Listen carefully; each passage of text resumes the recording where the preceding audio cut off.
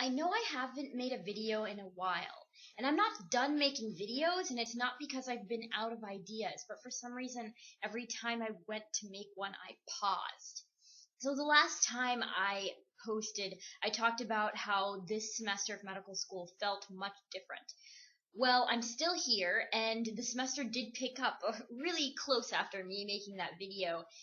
I am still surviving. I'm still on the road to passing my first year.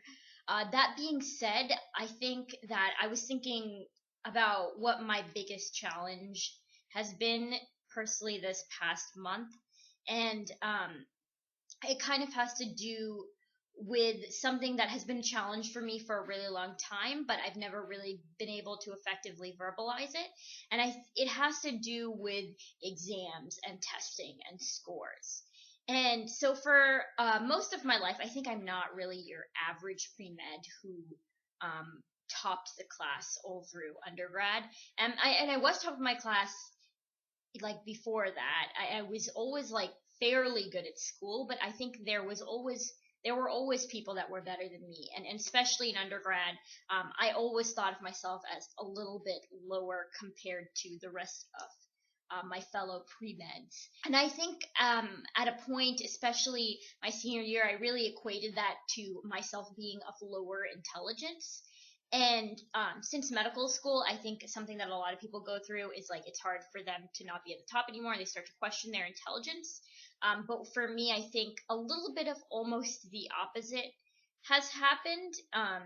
And so I think I think now I'm aware that like I am intelligent and I understand material when I learn it, and I'm able to repeat back something to someone. I understand things intuitively. I study hard. I'm able to problem solve in a moment. And this should have been obvious, I think, to me for like many years of my schooling before. But I think what it comes down to is like I'm just not the best test taker.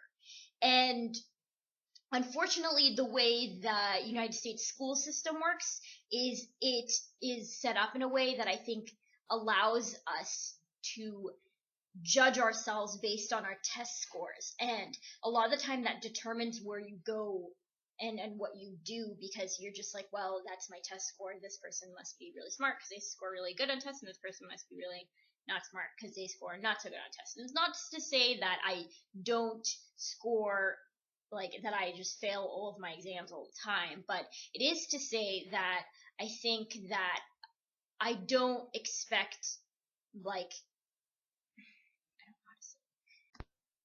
I think what I'm trying to get across here is that for a long time, even last semester, I would try really hard and sometimes do really well on my exams, and sometimes all of that trying really hard would just be like okay.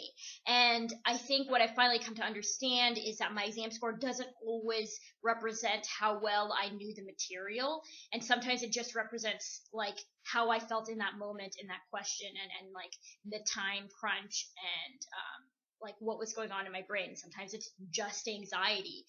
But I know like if someone asked me to explain a concept in a room, I would be able to like, and it wasn't an exam setting. So that's something I think I've come to understand about myself, something that people have told me over and over again, but I never really believed it, I think, until now. So and it's something I think I have to practice doing, is understanding that my exam score doesn't represent my intelligence, and still wanting to learn a lot and learn things the best way that I can.